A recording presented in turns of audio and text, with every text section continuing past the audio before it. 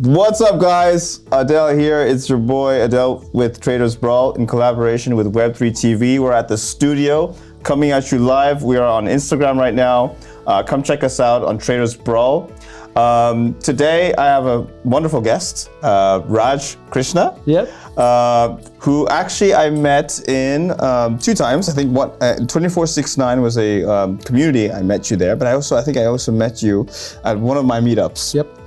In Business Bay. Really great to have you. Absolutely. I mean, yes. it's a pleasure. I mean, thanks for having me, Adel. Yes, absolutely. You have a cool team. I'm looking forward. Fantastic. So we were just talking earlier because Traders Brawl is a fitness with financial freedom podcast. We try to combine lifestyle with entrepreneurship. So, and also in collaboration with Web3 TV, we're also emphasizing Web3, the next evolution of the internet, which is a very trending, emerging space. Okay. That's the aim of this podcast. I want to start by firstly talking a bit about your routine, because you mentioned you fast. And that's to do with fitness and wellness, and that's also a nice disciplined mindset. So talk to me about how you got into fasting. What is the fasting routine you do? How did you get into it, and what benefits has it brought you? All right, okay. So I used to be a person who is obsessed with sports. I don't look like one, but you do. You got the shoulders. Yeah. So I had a bad CrossFit injury during COVID, which actually knocked me off from the circuit for more than a year. I had a real bad injury during one of these deadlifts. Then I was trying to explore the avenues how I could possibly sustain. And startup journeys, you typically put in about 18-19 hours, per day. It does not allow you a lot of time to do something else. I do play badminton at least thrice a week. But fasting was something which was a fascinating discovery. Traditionally speaking, in India, people fast. And most of the cultures, they fast. Muslims fast during Ramadan 40 days, or Christians will do Lent. So this is actually cultural. It's not something which is new.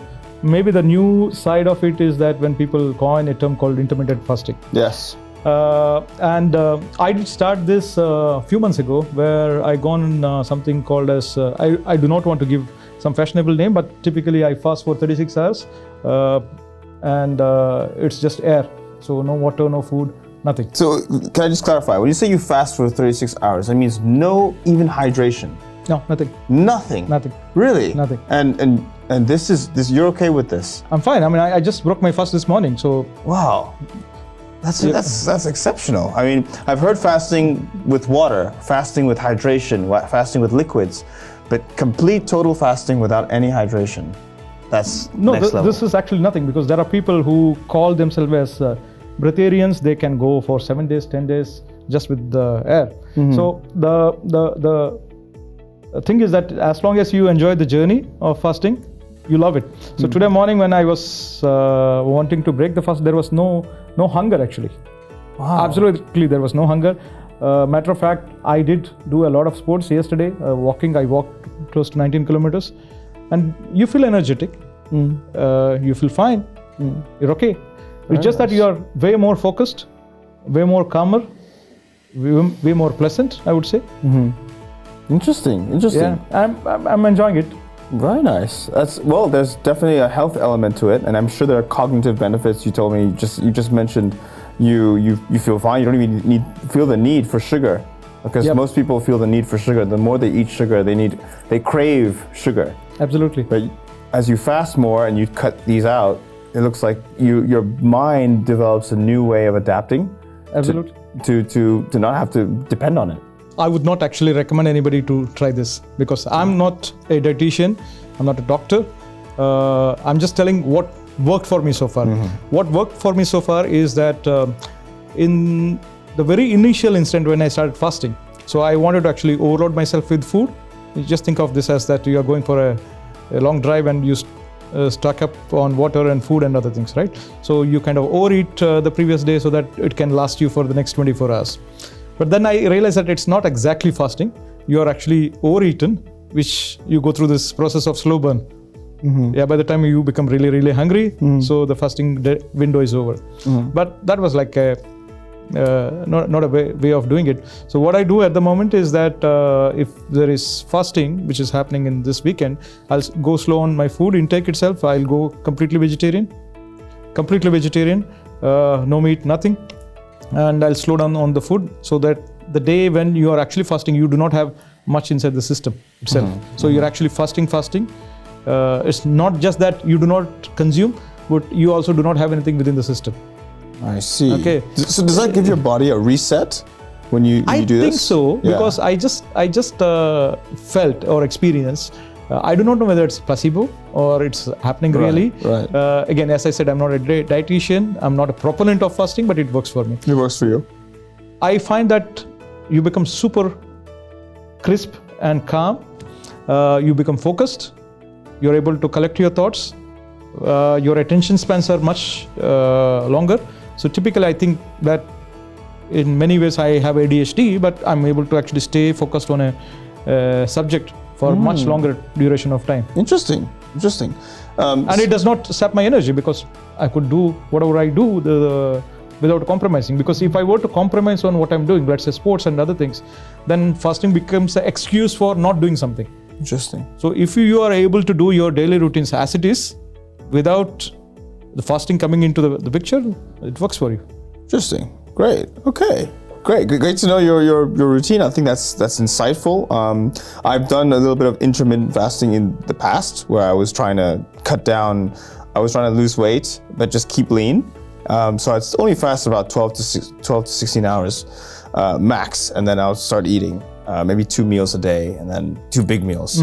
It did get me into shape, but now I'm in a different state. I've got different goals. Now I'm trying to bodybuild, build the mass and structure. So I need to eat more to feed the muscles and the recovery for that, because I'm lifting weights and heavy weights. I can see that. I can see the effect. So moving on, I want to talk about your latest venture, your latest opportunity that you accepted recently with Unsung Heroes. Talk us a little bit about that, because you're a mentor. That's a great. I think that's a great thing that you can mentor people. So talk us about what that role entails. Okay, so what Unsung Hero does is that it's an organization which is based out of Warsaw. They are supported by PAH, and they work closely with USAID. And the kind of mandate what they actually take is that how do they support startups which are playing in the humanitarian side. Yeah. So when you say humanitarian side, it could be clean water, it could be sanitation, it could be women's health, it could be education, or anything which is connected with doing things which is for human good, right? Okay. So you have a lot of entrepreneurs out there and who are taken this decision to be on the humanitarian side, but they do not have very clear direction.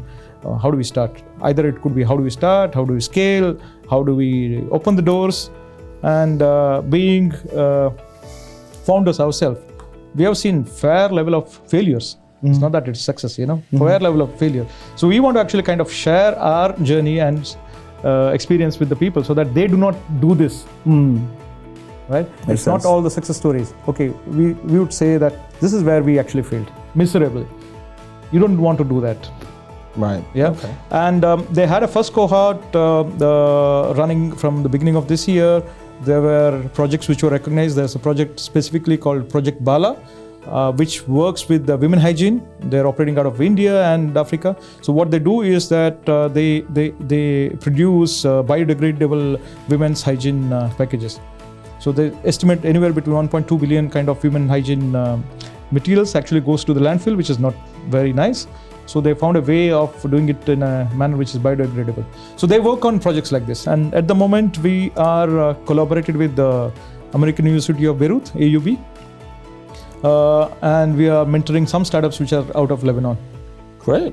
Really good. So would you say it's a charity work that you're doing here in a way? Because you're not being paid for this, right? I'm guessing. Yeah, no, it's you're just trying to share, so the people who are working in startup mostly are people who are, let's say, from a worldly point of view, are crazy, right?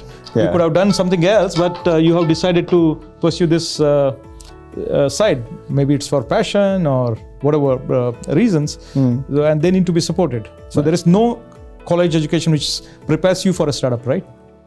Right. There is academic courses which prepares you to be a doctor or an accountant or a marketeer, but nothing which actually prepares you for a startup.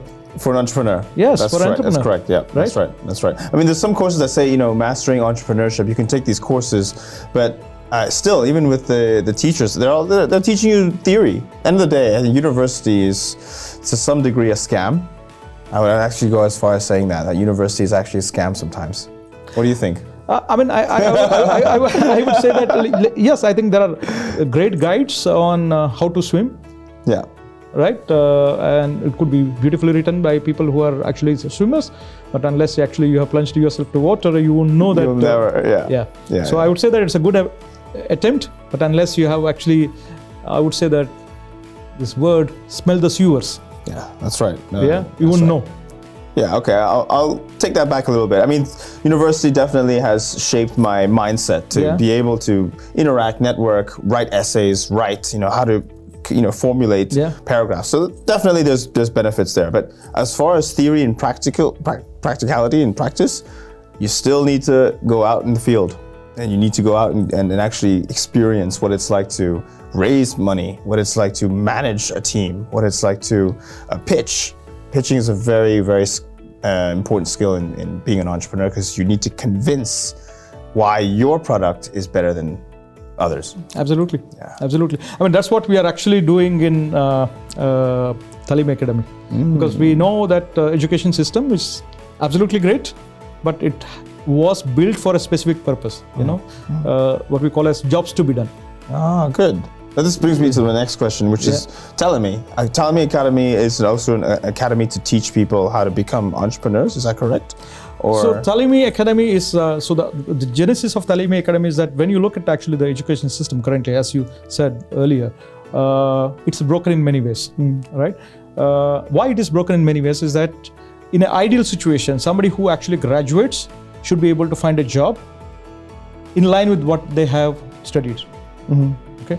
Now, if you actually look at the statistics, real hardcore statistics, except for courses which are maybe computers or medicine, or to an extent maybe architecture, maybe a little bit of accountants, people normally who graduate will end up taking a job which is completely different. I'm an engineer, graduated in the 90s.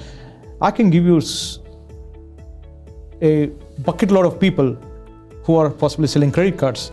You can have various designations, vice president, CEOs and other things, but they were selling credit cards, or they're selling some financial instruments, or they're doing things which has nothing to do with their engineering, right? In an ideal situation, anybody who actually comes out of a graduation or post-graduation should be able to work in a field which they studied. If they're not studying, and if they're not working that sphere, that means that there is a mismatch. There's a very, very clear mismatch. So the way it actually affects the society is in two ways. One, you're actually blocking that capacity. For instance, if I'm an engineer and I go and sell a credit card to put a bread on my table, it's nothing wrong with that approach, because I want to put a bread on my table, but I have actually blocked that seat for somebody else who would have actually become a great engineer. Okay. Second, I actually spent 4 years of my life in studying something, the theorems and theorem machines, strength of materials, electrical engineering, all these things, but not going to deploy anything. Right? I could have possibly started as a much worse, much immature credit card salesperson 4 years ago, but in 4 years I would have learned and I would have become way more better. So what Taalemi is trying to do is the direction which we are taking is that we're trying to understand what's happening in the market. We kind of plug into the vision of the countries, 2030 vision, 2035 vision, where the countries are going directionally. What's the kind of direction the countries are taking? Then you look at what's happening in the recruitment circle. What jobs are in demand? What are the kind of mandates what they're trying to handle? Then you look at the job boards. What kind of jobs are getting advertised? Then you look at the skill pool. What kind of supply is available? Then you go back and look at the fundamental traditional supply chain source, which is your institutes. What kind of courses they are building, and that they've been able to plug it. So you can have multiple outcomes out of this. One, the traditional supply chain is able to actually meet the demand, but not in numbers. Number two, it may not be meeting the demand at all. For example, there are new demands which are coming up in terms of, let's say, AI. Right. Yeah. Right. Very few the courses actually can cater to this. Yeah. Or somebody might want to work on things like prompt engineering. No courses actually teach it because it takes time for the universities to adopt to that curriculum, get it passed through the government, make the board, and make it mainstream. That's right. Right. That's so right. our whole idea is of Taalemi is that how do we shorten this the path? How do we make education in a manner that it's effective? That people who actually study, they are able to find a placement. So that's a bridge between education and employment. Interesting. And how does Talami Academy monetize? Are you charging students an enrollment fee, subscription fee? How does it work? Okay, so we have done our piloting because it's a serious job because it actually deals with somebody's life and future, right? Yeah. So we ran extensive field studies in the ground.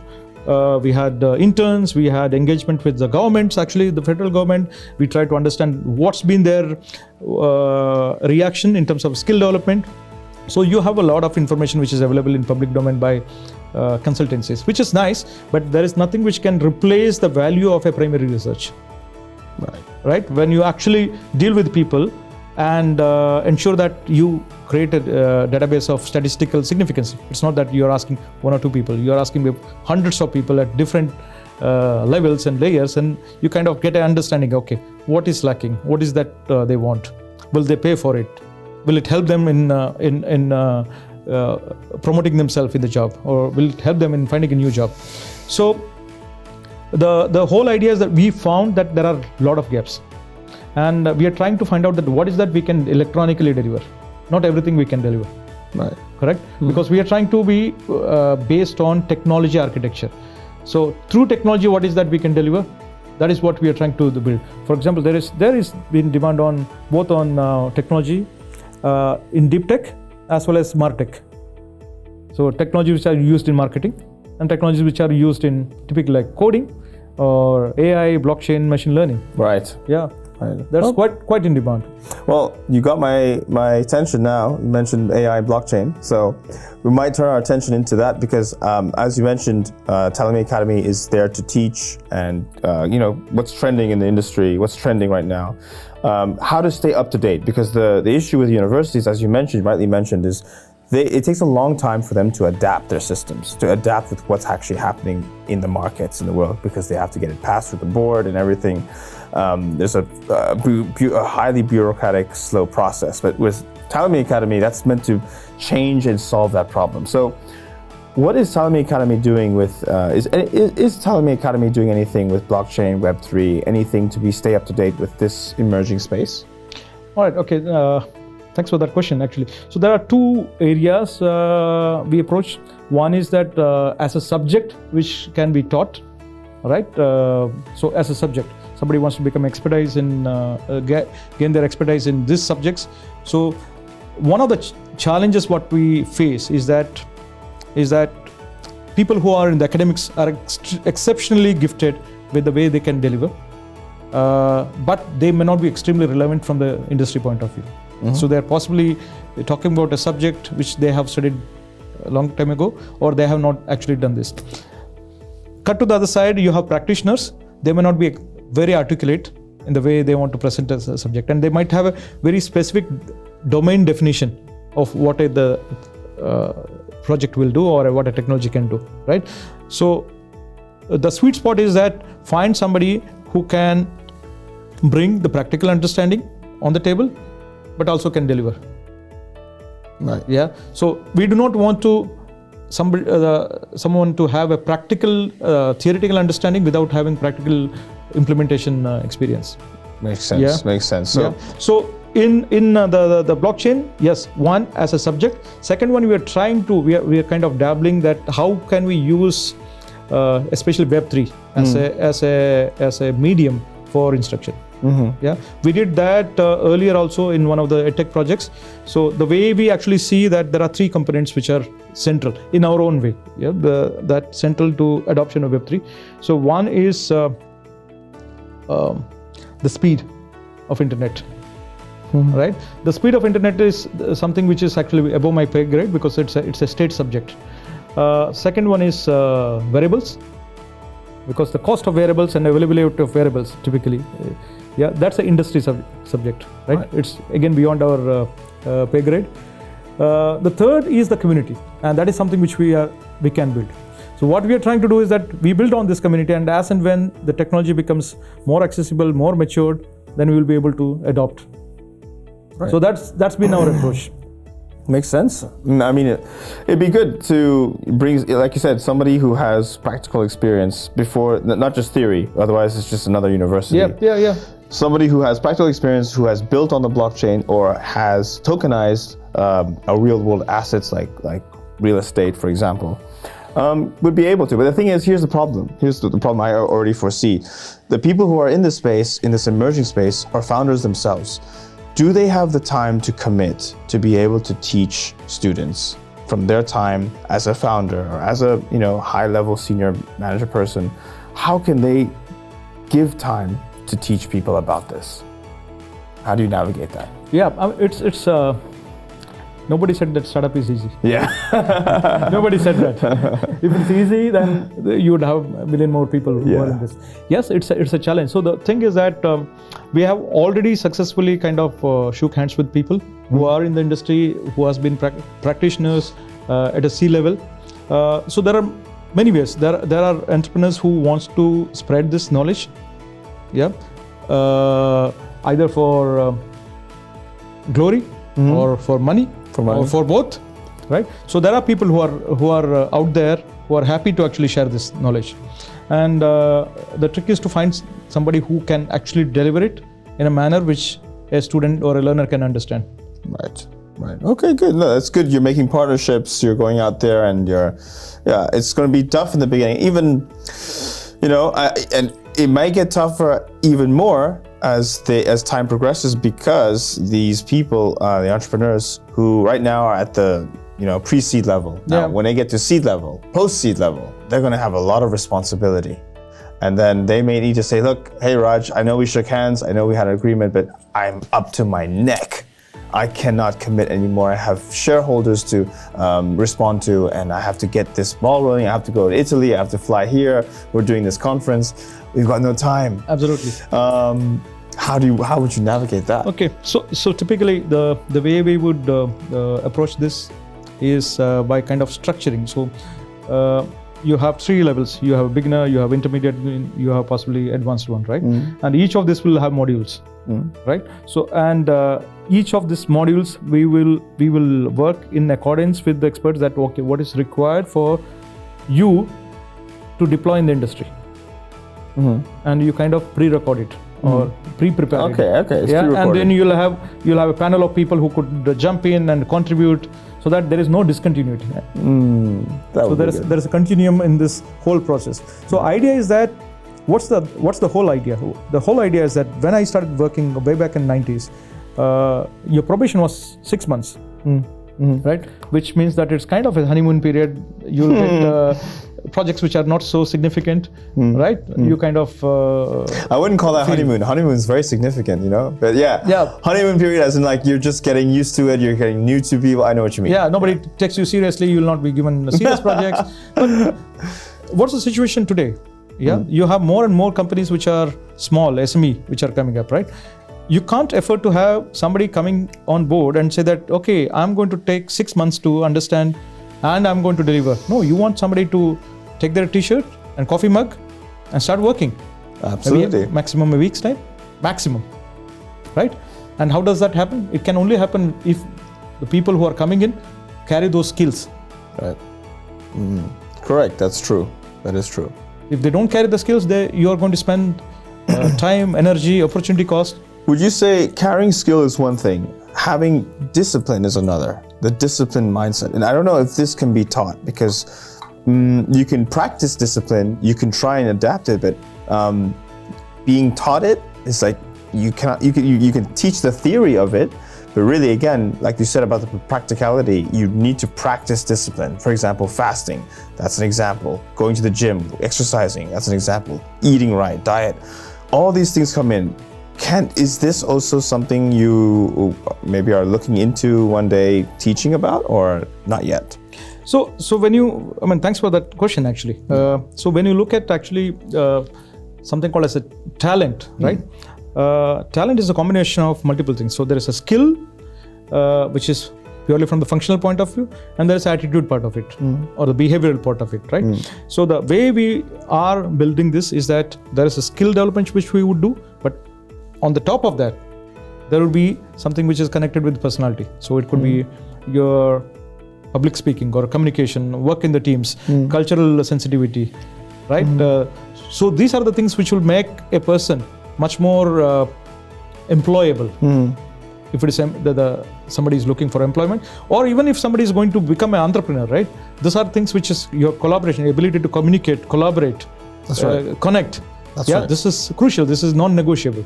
That's right. Just having functional skills is not going to take you anywhere. Right, that's right. So you need some interpersonal skills, and I think that comes with, to some degree, even though I was saying I was hating and criticizing university, I really must admit that I got the interpersonal skills from university, from all those nights out I was hanging out with friends, post class, even during class or before class, being able to tap my neighbor on the either left side of the classroom while the professor was giving a lecture, to ask questions about how does this work and how does that work. And even then, having a girlfriend, you meet girls, you're exposed to that desire to have fun and things like that. If I got rid of this, or I never had this in my life, probably I wouldn't be as charismatic as I am today.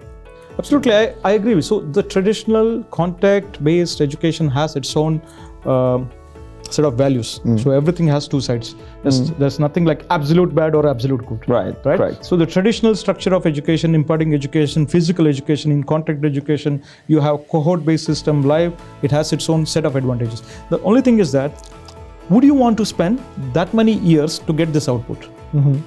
Or is there a smarter, better way where you can get more or less similar output by alternative way of studying, right? So you're talking about interpersonal relationship, yes? Yes. The relationship with the cohorts, and especially if you're in a sports team, then you'll also understand how to play sports, how to collaborate, how to give and take, those aspects. But that can also be developed even outside, right? That's right. The question to ask is that, do I want to sign up for a course which was possibly designed 40 years ago, and it's not going to change for the next 4 years, today, for an industry whose demand is changing every year? Every year, yeah. Do you want to get into that situation? For some of the subjects, yes, of course, it makes abundant sense. If you want to go into research, if you want to go into the subjects which does not change. Think of the traditional education as a very reliable mega ship. Yeah, it has its advantages. But agility is not one of its best characteristics. Yeah, correct. That's right. No, that's good. Math, for example, math is fixed, right? Yeah. The ability to solve equations, that's one example of a course you would take at university if you'd like. Something like, on the other hand, AI or blockchain, which I don't think is being taught, but those subjects, that would require somebody who comes into the industry and is able to give you updated information, updated lectures. So I agree with you 100%. This leads me to my next question. We're in the trend of AI right now, and blockchain too, and Metaverse. Do you see a world in which Talami Academy partners with a Metaverse company to provide this educational experience through the lens of a Metaverse? Interesting question. So I think there is far sharper and better minds than me who would be in a better position to answer this. But from a Taalemi Academy point of view, there are three components which are central for a complete immersive experience of a Metaverse. One is the bandwidth, second one is wearables, accessibility of wearables and affordability of wearables, and the third one is community. We have seen the use case of Metaverse in one of the edtechs which we have actually built, and especially with the concept of tokenization. Right. And direct connection with the educational outcomes and tokenization. We see a profound value in that. Are we there yet? Let's say it's a direction which we are watching. Yeah, it's a direction which we are watching. I think that we'll have to wait for the technologies to become much more. See, where we play is that we are playing in mid pyramid and bottom of the pyramid. Why we want to play there? Because we also believe that if you have to do a social transformation, right, you need to actually go to the bottom of the pyramid, not top of the pyramid, right? And the way where we play, the place where we play, the delivery mechanism which we take, right, has a huge influence. So if you are looking at mid-market or bottom of the pyramid, Metaverse may not be at the moment, as we speak, with the medium. But as it becomes more and more common space, it's like how you had a notification phone, then you had a smartphone, the smartphone became commonplace, now everybody can use a smartphone, right? It's no more used by people who are elite. Right. Yeah, we are waiting for that time where Metaverse will become much more commonplace. Okay, that makes sense. But it's good that you haven't said no, you haven't ruled it out. It looks like you're open to exploring new opportunities, and it could be one of them. That's right. So the reason is that one of the tech which we run in India in the name of Cherryland, so it's actually meant for K5 the students, and there it's absolute bottom of the pyramid. We operate in something called as tier 3, tier 4, tier 5 towns and villages. But the way we are delivering is that it's mobile first, mobile native, and curriculum based regional language education, but gamified. And gamification allows us to track the engagement, speed and accuracy. Now all these things, parameters can be tokenized. Okay, good. So and the most fundamental level, this token can be a representation of the speed, accuracy and engagement. But at the next level, you can possibly look at trading it with the real world goods like sports shoes and other things, right? So we see use cases. We are trying to align ourselves in a manner that as and when it happens, the industry matures, would be there. Makes sense. Right, that's great. But for my target customer at the moment, the technology may not be affordable. That's it. Right. Okay, makes sense. At the moment, you said you're monetizing. Is that right? You are, or not yet? So the EdTech in India, what we run in the name of Cherryland, it's already being monetized. We have about 100,000 students, nice. And typically we are operating in about 1,200 cities. So, but that's purely EdTech for K5 space. Talemi, we are taking it very carefully in terms of understanding what's the need, because we do not want to become another general educational provider who does not have any connection with the outcomes. So our whole idea is that built in a manner that somebody actually goes through this will have a very high chance of either becoming relevant in what they're doing if they're already employed, or being able to find a job. Right, that's right. Okay, that sounds good. The reason I ask is because maybe this could be in competition with LinkedIn, because LinkedIn is one of the, I find LinkedIn personally, I use LinkedIn, I'm a very active user, but when it comes to job searching, I find that as soon as a company publishes a new job, it's oversaturated. Yep. And all the people have already applied, applicants, it shows how many applicants have applied. 200 minimum. Right. And so it makes me feel like I've done, this, what are the chances that I'm gonna get looked at, my CV. And I do feel that upskilling is one thing, true. Another thing, even if you upskill, how are you gonna get on the radar of employers? That's another question that I think is still yet to be addressed. What do you think? Absolutely, I completely agree. So even if you are going to, theoretically speaking, if you were to have a post called the chairman of the universe or president of the universe, within 2 hours of posting, I'm sure that you will find 200,000 applicants with various capabilities and so number of applicants in LinkedIn is not a reflection of qualified applicants. That's true. Correct? And that's where the ATS comes into picture. And the bad thing about ATS is that it can actually reject people who are qualified, because it does not fit into that keywords. Now, the way we see it happening is that our approach is that we are working industry backwards, right? Not academic forward. So typical approach today in the market is that academic forward. What is there in academics? Yes. You go and try to find jobs which fits your qualification. If it is not fitting in, okay, look for something which is closest. If not, whatever. Yeah.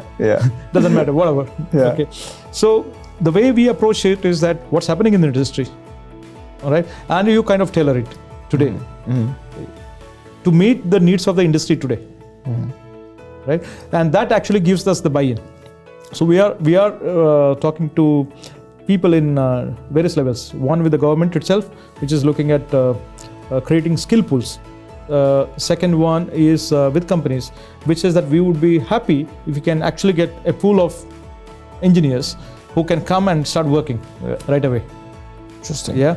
So that's how I think the shift is taking place, because companies by themselves, when they hire someone, they're not sure that if the person is able to deliver or not, right? But if they go through a system and they are certified that they have the skills and they've been trained by industry professionals, you are removing that level of uncertainty to a very great extent, I would say.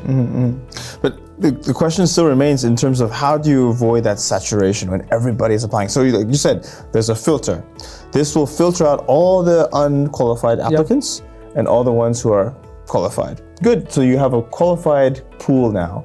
Now, say this qualified pool is still very saturated. Then what now? All right. Okay. So let me take a step backwards. Okay? Yeah. So I want to talk about two companies which are in the market. So you have a company called Udemy. Yeah, I know Udemy very well. Yes. So you have Udemy or their cousin Coursera as well. All this, Emeritus, all this. They've been doing amazing job because they're pioneering in most massive online courses, making it affordable and other things. So they give skills, or they try to impart skills at a super affordable cost, but there's no relevance for the job, right? On the other side, you have companies like Monster.com, or it's called as Foundit now, right? Foundit or Naukri.com, or Indeed. So these are your job boards, but they don't train you, right?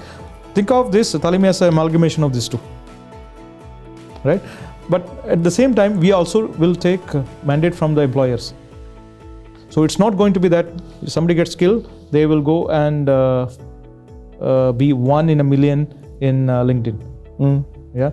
So they will have much different path to employment, more direct path with employment, which is mandate based.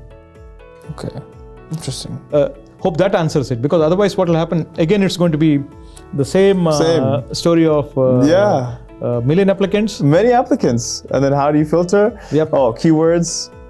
You can add more keywords is one thing which employers do. I'm sure Google, the likes of Google, Amazon, Apple, when they have so many applicants applying.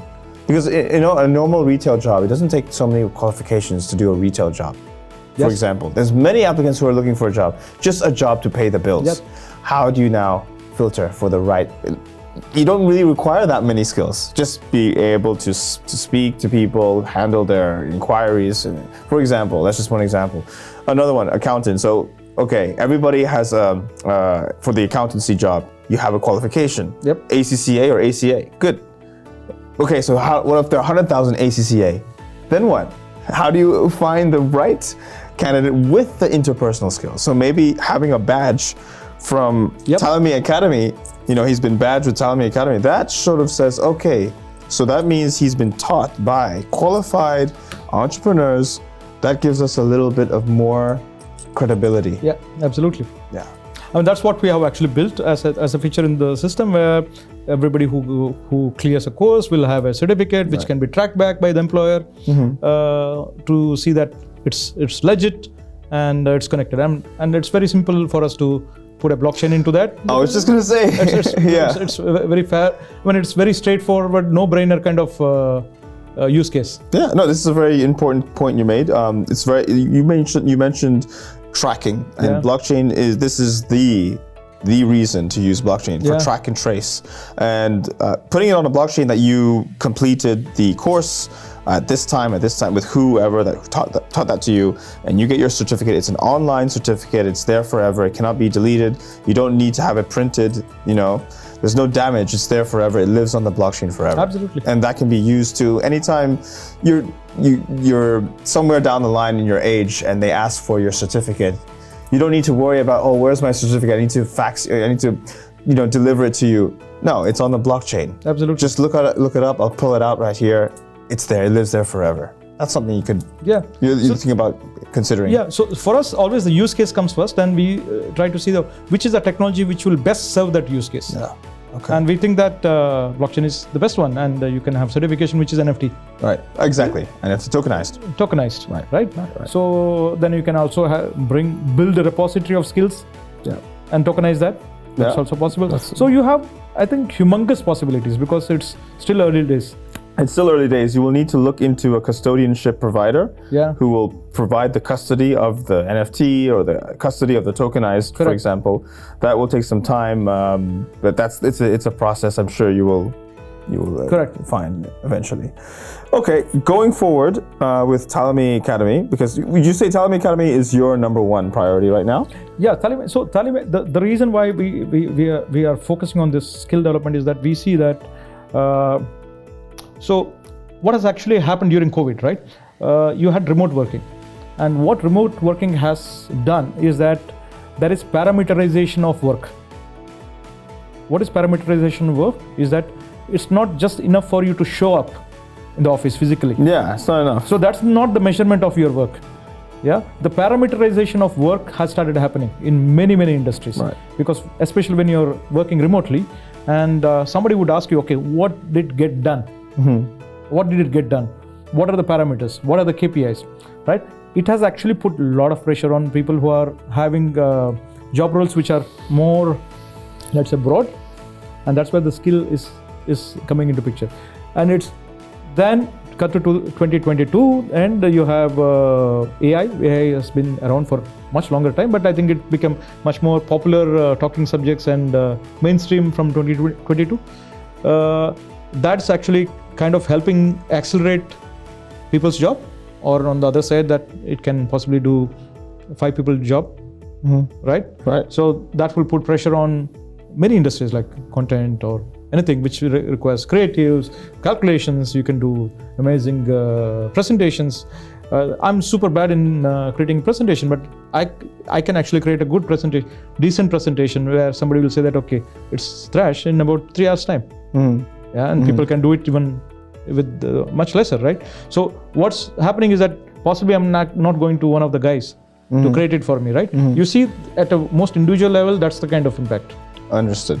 Very nice. Correct. So all our actions, when we do, let's say we go for AI or anything, it's actually having some other impact also on somebody. Right. It's either reducing their opportunities. The whole thing is that how do you become the driver of that than the one who actually gets affected? Do you want to get hit by that, or do you want to operate? Right. Yeah. That's the right consideration to take. Impact is ultimately the goal. Yeah. How have you impacted the employability of fresh 18-year-olds? Are you age agnostic, or it starts from an age? So the way we are defining ourselves at the moment is that we're trying to look at graduating students who are from mid-tier universities. Okay. Yeah. Why mid-tier? Is that specifically that if you look at Ivy Leagues, they have much better chance of getting placed. Yeah, they are, because of their image. For the image or fees and other thing, which is nice for them. The mid-tier ones are the ones who are actually facing the difficulty. Then you look at companies which does not have a very strong, robust L&D, which is in-house. Think of SMEs. Which does not have that kind of strong L&D, learning and development. So that's the kind of a space we look at. Okay. It's an area of focus. You're helping and solving a particular niche, not so much niche, but particular demographic of people who need the help, not those who already have it, like top tier universities. What about lower tier universities? How come not lower tier? Yeah, so when we say mid-market and lower. Oh, you mean that as well? Yeah. Okay. So that's when we start from, actually. Okay, and what's the end goal here? Are you planning to sell Taalemi Academy? Are you planning to keep it ongoing forever? What's the plan? Okay, so the North Star for us is that, we always start with why. Yeah. Why are we doing what we are doing, right? Yes, right. The question which I was asking, my father has been an educator for 60 years. He left at the age of 80, but till the time he was till the last day he was been an educator. So I actually grew up in that environment of educators. The whole idea is that if you do not do something on this right now, you will have a huge number of people who will be jobless or will end up doing jobs which is not as per what they have studied. It will continue, right?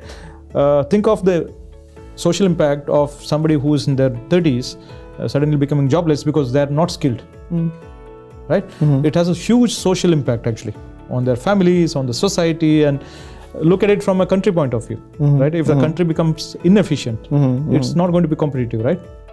It actually affects individuals from their ability to afford a good life.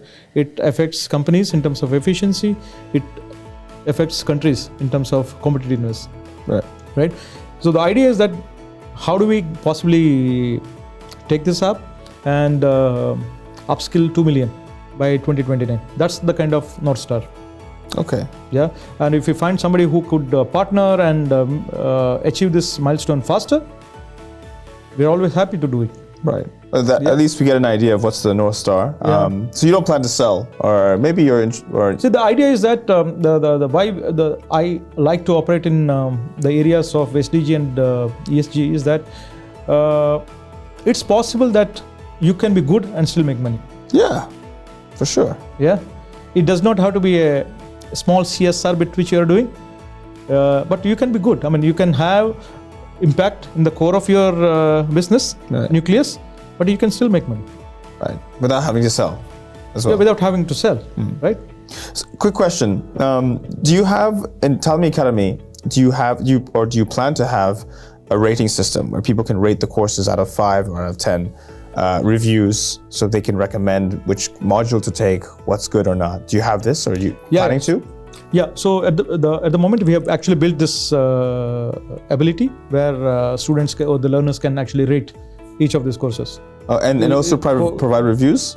Yes. Like text-based reviews? Yeah, text-based reviews. Okay, so I have a challenging question for you. You ready for it? Yep, absolutely. What if, say, student A did a course and let's say he was not very happy with the course. Yeah. And he says, Taalemi Academy is a scam. I want my money back. How would you address that? All right. So the first and foremost, I think it becomes important for us to understand and set the expectation, right expectations. Right. If I come here and you offer me this coffee and you tell me that it's going to be 30 milli, it's going to be bitter, and I understand and accept it, I have no reason to. But if you say that it's going to be full glass of coffee, the tastiest one what you had, this is from Jamaica or whatever, then I will say no, it's not exactly what you promised, right? So setting expectation in the first instance itself is going to be super critical for us. What is that reasonably you can expect out of this? In terms of outcomes. So it could be foundational courses which may not lead to something, right? It helps you to understand the concept better. But there could be courses which are much more directly related with jobs. Right? So we segregate courses. That is it for appreciation of a subject, for practicing, or connecting with the job. So if somebody is going for a job connected one and they have not been able to get placed because of whatever, then you'll have to actually relocate it the way you have modeled, right? Startup is one area where you continuously keep yourself open for feedbacks.